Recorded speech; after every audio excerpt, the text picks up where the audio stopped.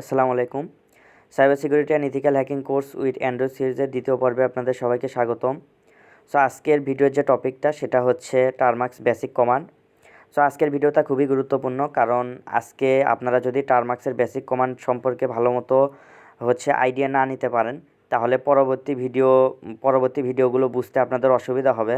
কারণ এই সিরিজের মূল বিষয় হচ্ছে টারমাক্স। আমরা টারমাক্সের মাধ্যমেই বেশিরভাগ হ্যাকিংগুলো করব, এবং এই টারমাক্সের কমান্ডগুলো যদি আপনারা বুঝতে না পারেন, তাহলে কিন্তু আপনারা ভালো হ্যাকার হতে পারবেন না। কারণ একজন হ্যাকার সবসময় লিনাক্সে এক্সপার্ট হয়। আর টারমাক্স একটা আপনারা লিনাক্স টার্মিনাল বলতে পারেন, অর্থাৎ লিনাক্সের কমান্ড কিন্তু এখানে আমরা রান করার মাধ্যমে হ্যাকিংগুলো করব। তো অবশ্যই আজকের ভিডিওটা ফুল ভালো মতো দেখবেন।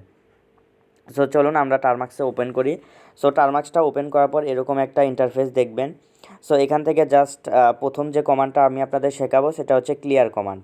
আপনারা যদি ক্লিয়ার লিখে জাস্ট ইন্টার ক্লিক করেন, তাহলে কিন্তু আপনারা ক্লিয়ার লিখে ইন্টার করে দেবেন। ইন্টার করে দিলে কিন্তু আপনাদের টারমাক্সের যে পুরো যে টার্মিনাল বা যে স্ক্রিনটা আছে এটা আপনাদের ক্লিয়ার হয়ে যাবে। সো এটা ছিল ফার্স্ট কমান্ড। দ্বিতীয় কমান্ড হচ্ছে আপনাদের PKG update. So PKG update মানে কি? পিকেজি আপডেট হচ্ছে প্যাকেজ আপডেট। প্যাকেজ আপডেট বলতে কি বোঝাচ্ছে? আপনার টারমাক্সে যত আপনি প্যাকেজ ইনস্টল করে রাখছেন, বা হচ্ছে বা টারমাক হচ্ছে বা টারমাক্সে যদি নতুন কোনো আপডেট আসে, সো এই পিকেজি আপডেট দেওয়ার মাধ্যমে আপনার টারমাক্সের যত প্যাকেজ আপনি ইনস্টল করে রাখছেন সবগুলো আপডেট হয়ে যাবে। সো আমি যেহেতু পূর্বে থেকেই এই কমান্ডটা রান করছিলাম, তো আমার সকল প্যাকেজ আপডেট এবং খুবই তাড়াতাড়ি এটা হয়ে গেল। সো আপনাদের একটু সময় নেবে, আপনাদের ইন্টারনেট স্পিডের উপর এটা নির্ভর করবে। এবং আপনাদের যদি কখনো ওয়াই বা এরকম স্ল্যাশ দিয়ে এরকম এন পারমিশন চায়, তো আপনারা সবসময় জাস্ট ওয়াই দিয়ে জাস্ট আপনারা ইন্টার করে দেবেন। সো আশা করি এতটুকু আপনারা বুঝতে পারছেন। সো পিকেজি আপডেটের পরে আপনারা পিকেজি আপগ্রেড নামে একটা কমান্ড আছে, এটাও আপনারা রান করে দেবেন। সো এটাতেও আপনাদের একটু সময় লাগতে পারে, আপনারা একটু ধৈর্য ধারণ করবেন, এবং কখনো যদি ওয়াই এন পারমিশন চাই আপনারা ওয়াইটা দিয়ে ইন্টার করে দেবেন। সো এটা ছিল থার্ড কমান্ড। এবং এরপরে আমরা কিছু প্রোগ্রামিং ল্যাঙ্গুয়েজ বা কিছু প্যাকেজ আমরা ইনস্টল করব, যাতে পরবর্তী ভিডিওগুলোতে আমার কোনো কিছু বোঝাইতে সুবিধা হয়, বা কোনো টুল ইনস্টলেশন করতে খুবই তাড়াতাড়ি আপনারা একটা টুল ইনস্টলেশন করতে পারেন। সো জাস্ট পিকেজি ইনস্টল বা প্যাকেজ ইনস্টল পাইথন দিবেন।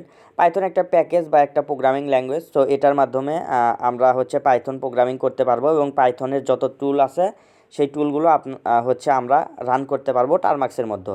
সো এটা দিয়ে দিবেন। সো দিয়ে দেওয়ার পর পাইথন যে প্রোগ্রামিং ল্যাঙ্গুয়েজটা আছে এইটা একটু আপনাদের মানে ইনস্টল হতে একটু সময় নেবে। সো দেখেন আমার অলরেডি নিউয়েস্ট ভার্সন আছে, দেখেন নিউয়েস্ট ভার্সন 3.11.8।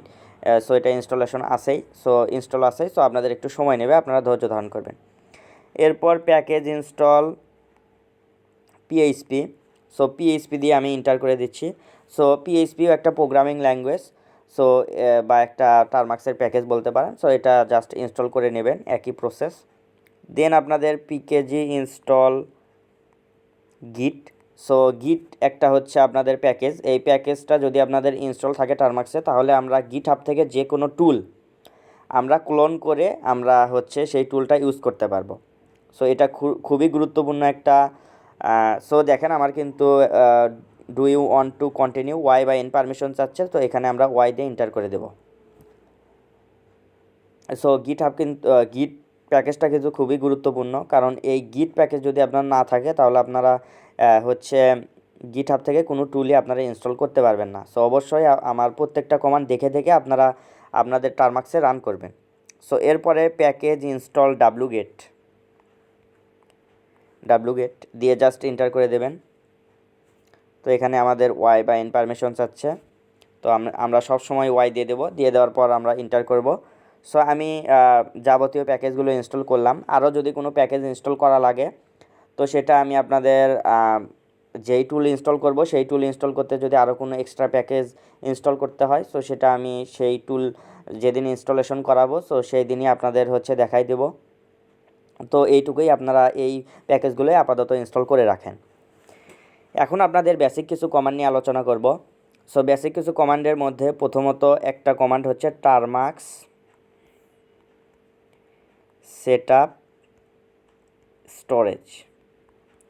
সো এটা যদি দেন, সরি স্টোরেজ বানান ভুল হয়েছে, স্টোরেজ অবশ্যই বানান ভুল করা যাবে না, এবং সেটআপের পরে হাইপেন এবং টারমাক্সের পরে হাইপেন কিন্তু দিতে হবে। ইন্টার ক্লিক করবেন। ইন্টারে ক্লিক করার পর এখান থেকে আপনাদের হচ্ছে অ্যালাউ পারমিশন, আপনাদের কাছে পারমিশন চাবে, আপনারা অ্যালাউ দিয়ে দেবেন।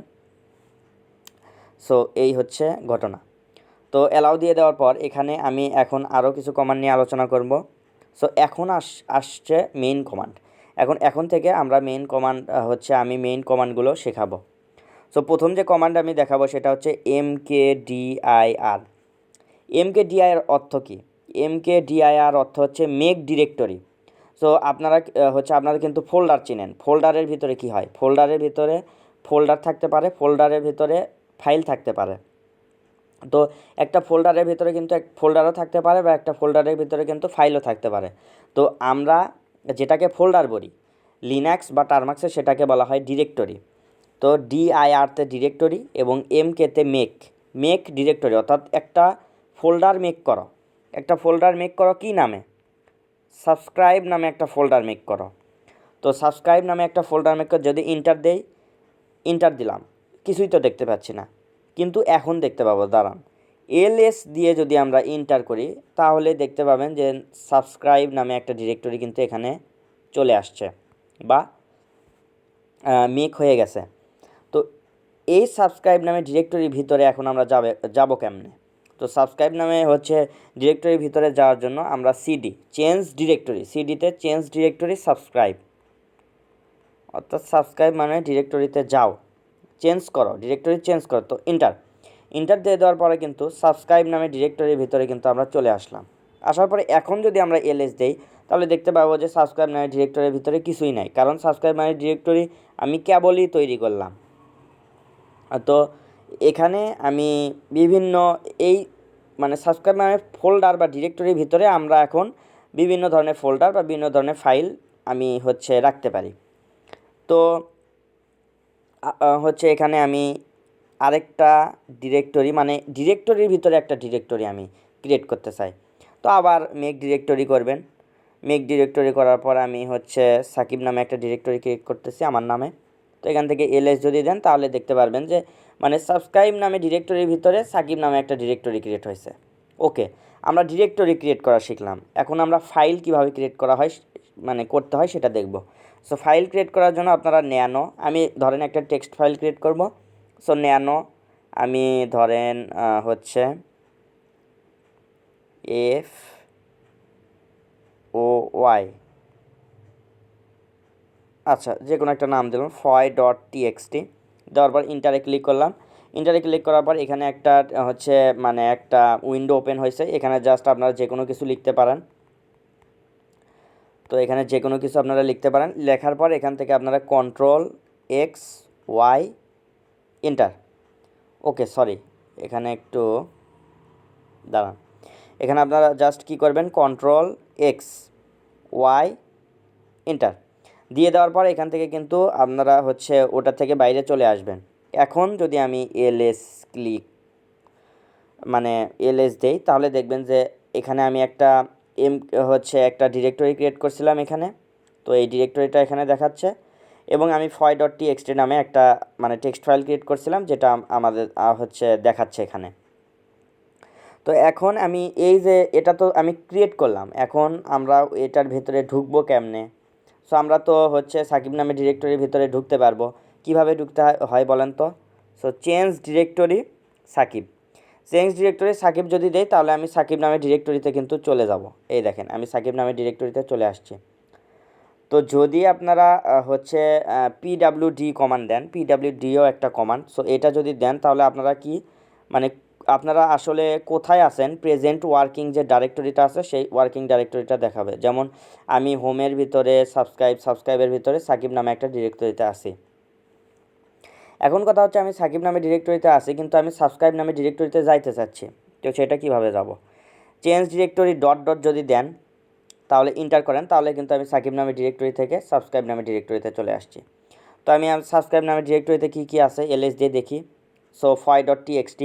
তো ফয় ডট টিএক্সটি আমি ভিতরে কি আছে সেটা দেখতে চাচ্ছি। সো আবার দিবেন ন্যানো ফয় ডট টিএক্সটি, দেওয়ার পর ইন্টারে ক্লিক করবেন। দেখেন আমি এটার ভিতরে কিন্তু ঢুকে গেছি এবং কী কী লেখা আছে সেটা কিন্তু আমি দেখতে পাচ্তেছি।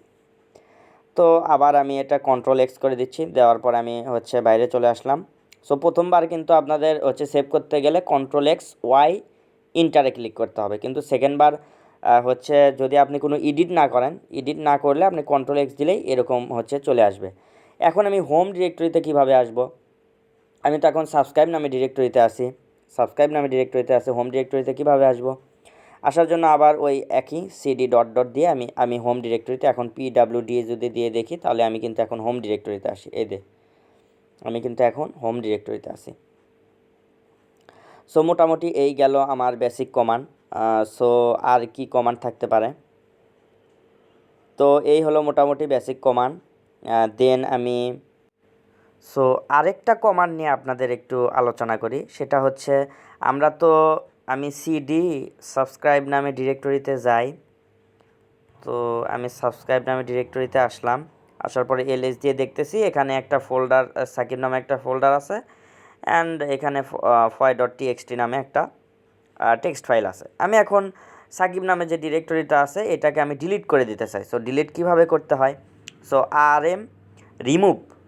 আরএমতে রিমুভ আর এফ দিয়ে এখান থেকে জাস্ট আমি সাকিব যদি লিখে ইন্টার দেই, তাহলে এখান থেকে যদি আবার এখন এলএস দিই, দেখবেন যে আমার সাকিব ডট টিএক্সটি সাকিব নামে কোনো ফোল্ডার নেই, শুধুমাত্র ফয় ডট টিএক্সটি আছে, যেটা আমি ক্রিয়েট করছিলাম।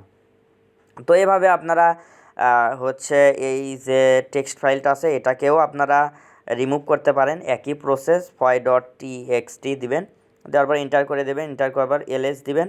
এলএস দেওয়ার পর দেখবেন যে আর কিছুই নাই, আর কিছু আসতেছে না, কারণ দুইটাই আমি ডিলিট করে ফেলছি।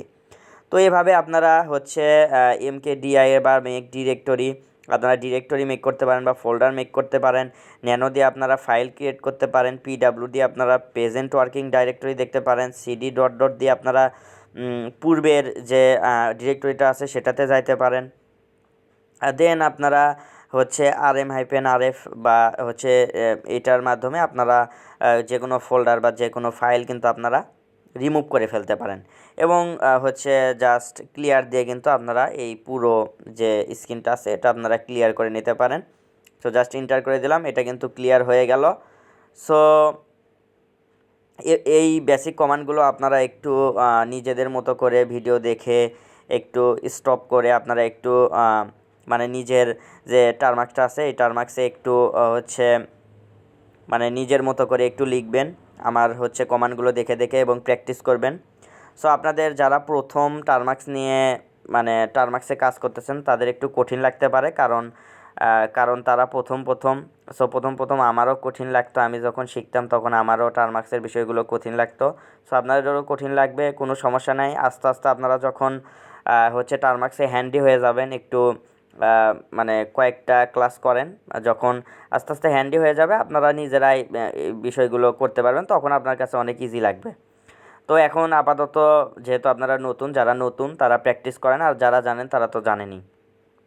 তো এই আমি যতগুলো কমান্ড দেখালাম, এই প্রত্যেকটা কমান্ড আপনারা নিজের টার্মাক্সে বা নিজের টার্মিনালে আপনারা রান করবেন, এবং রান করে করে দেখবেন যে আসলে কি হচ্ছে আমি যে ভিডিওটা করলাম এই ভিডিওর মতো হচ্ছে কি না। সো কোনো ইরর যদি আসে, সো সেই ইররটা আমাকে কমেন্ট বক্সে বলবেন, বা আমার যে টেলিগ্রাম গ্রুপ আছে ডিসক্রিপশন বক্সে লিঙ্ক দেওয়া থাকবে, সেখানে গিয়ে আমাকে বলতে পারেন, আমি সলিউশন দিয়ে দেব। তো এরপরের ভিডিও থেকে আমরা আশা করি হ্যাকিংয়ের মেইন যে এই মেইন হ্যাকিংয়ে আসলে চলে যাব। তো সবাইকে ভিডিওটা দেখার জন্য অসংখ্য ধন্যবাদ, এবং পরবর্তী ভিডিও দেখার আমন্ত্রণ জানিয়ে এখানেই শেষ করছি। আসসালামু আলাইকুম।